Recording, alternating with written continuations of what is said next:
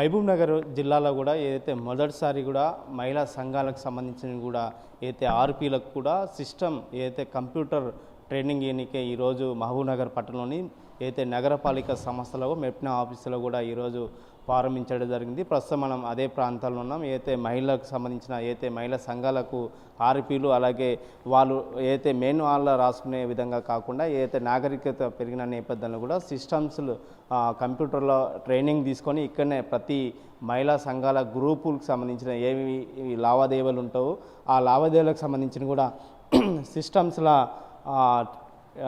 సిస్టమ్స్లో అప్లోడ్ చేసుకోవడానికి ముఖ్యంగా మహిళా సంఘాలు ఉన్నటువంటి దాదాపు మహిళా సంఘాలు సిస్టమ్స్ ఆపరేటింగ్ నేర్చుకోవాల విధానాన్ని కూడా ఈరోజు మెప్నా ఆఫీసులు సెట్నా సహవారి దారంలో వారి ఆధ్వర్యంలో కూడా కొనసాగుతుంది.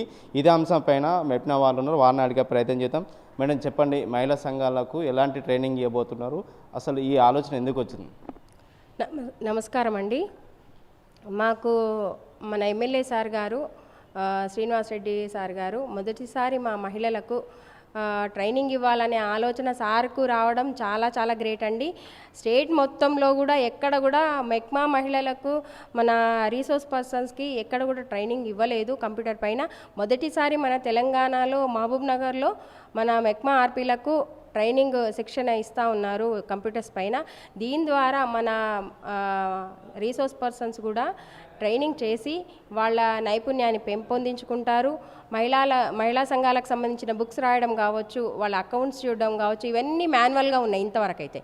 వీటిని అన్నిటినీ కూడా సిస్టంలో పొందుపరచడం ద్వారా అది ఎన్ని ఏళ్ళైనా మనకు అలాగే భద్రంగా ఉంటుందన్న ఉద్దేశంతోన సార్ ఈ ట్రైనింగ్ అనేది మనకు మొదలుపెట్టినారు. మనకిక్కడ ఈ అవకాశాన్ని మా వాళ్ళు చాలా బాగా సద్వినియోగం చేసుకొని వాళ్ళ నైపుణ్యాలను మెరుగుపరుచుకుంటారని ఆశిస్తున్నాను.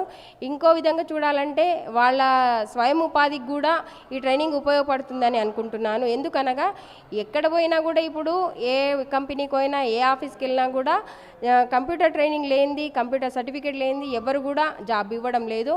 ఈ సర్టిఫికేట్ ద్వారా, ఈ ట్రైనింగ్ ద్వారా వాళ్లకు కొద్దిపాటి కనీసం వేతనంతో ఉద్యోగం దొరుకుతుంది అని ఆశిస్తున్నాను. దీని ద్వారా మా మహిళలందరూ కూడా ఈ ట్రైనింగ్ 3 నెలల ట్రైనింగ్ నేర్చుకొని చాలా చాలా మెరుగవుతాయి వాళ్ళ నైపుణ్యాలు.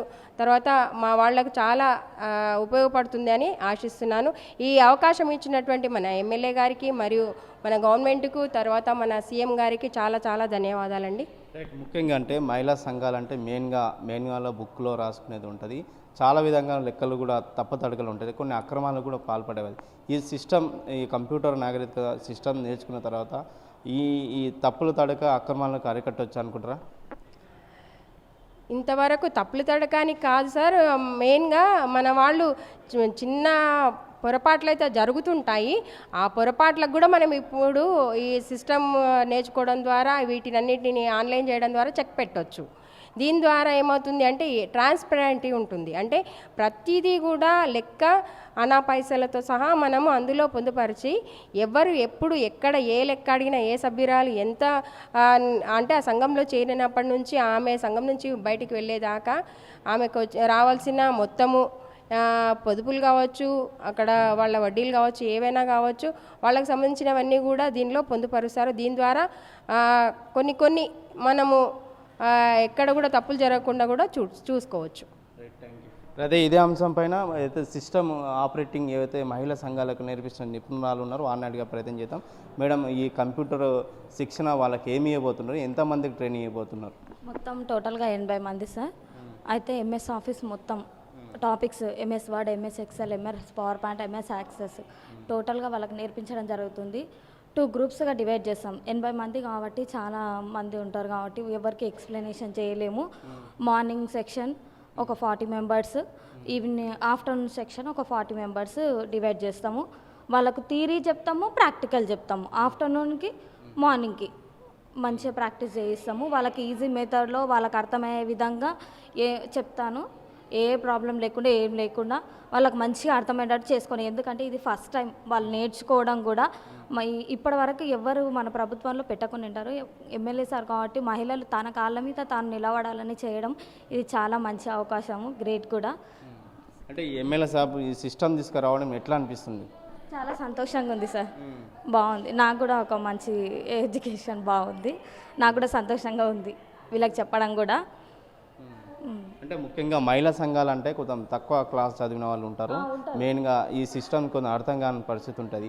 అంటే వాళ్ళు లావాదేవీలు ఏ విధంగా చేయాలా, ఎట్లా చేయాలని కొంచెం వాళ్ళకి ఇబ్బందిగా ఏర్పడింది. మీరు ఏ విధంగా వాళ్ళకి ట్రైనింగ్ ఇవ్వబోతున్నారు? వాళ్ళకు నచ్చే విధంగా వాళ్ళు నేర్చుకుని, ఎందుకంటే ఎడ్యుకేషన్ పర్సన్స్ ఎక్కువ కాదు కాబట్టి వాళ్ళు కొద్దో గొప్ప చదువుకుని ఉంటారు. వాళ్ళకి అర్థమయ్యే విధంగా ఈజీ మెథడ్లో ఎక్కువ లెంతీగా కాకుండా టాపిక్ అర్థమయ్యే విధంగా చెప్పాలని నిర్ణయించుకున్నాం.